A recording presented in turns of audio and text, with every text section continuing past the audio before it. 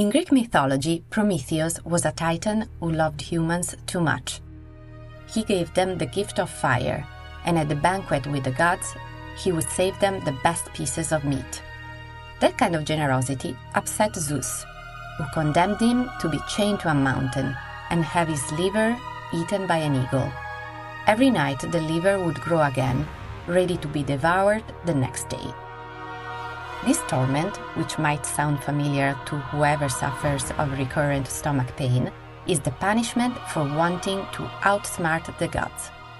Giving men fire, Prometheus provided the first important tool, the very first step towards technology, science, and the dominance of humans over nature. Maybe it was one step too far, and ominously, it didn't end well. I am Anna Bressanin, and this is Metamorphosis, our series exploring our changing body. In this episode, we will focus on the stomach.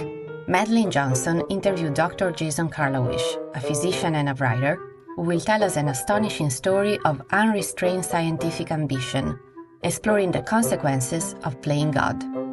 It's the incredible story of a man living with a hole, not in his liver like Prometheus, but in his stomach. The first time I learned about William Beaumont was in medical school during the pathophysiology lectures on the gastrointestinal system. One of those things, the more you researched it, the more what emerged as a simple story became incredibly complicated. And he went from being a hero to being a very morally problematic man.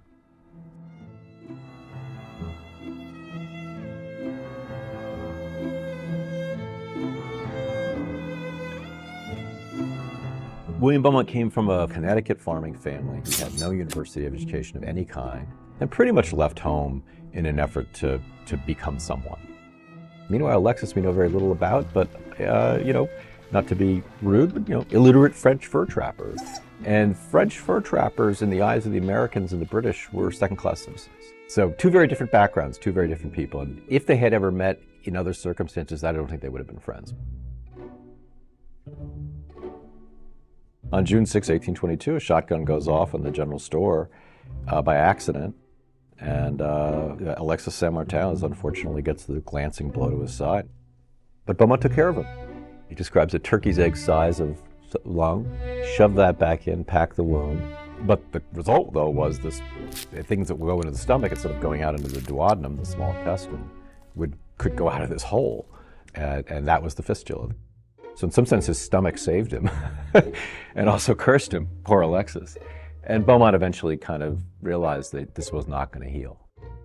And so he began to realize, I can study the stomach because I have this window into this guy's stomach.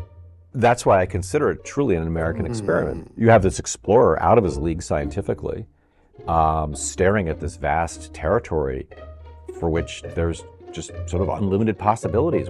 And that's where things get really weird. Every day, within a given day, every meal is recorded. And he would engage in these experiments where he would put various articles of food in and see how long it took to digest, and also take the gastric liquor, which he would harvest from Alexis, into jars, and then see how long it would take to digest in the jar. He would make Alexis hold the jars under his armpits in order to provide body heat, to see if body heat added to it. And they were kind of amateurish experiments because he didn't get the weights and measures right. So all of it was kind of useless. But I'll give him credit for one discovery. He really established that the way the stomach digests is this chemical process going on. Yeah. But he didn't need to do all the work he did to figure that out.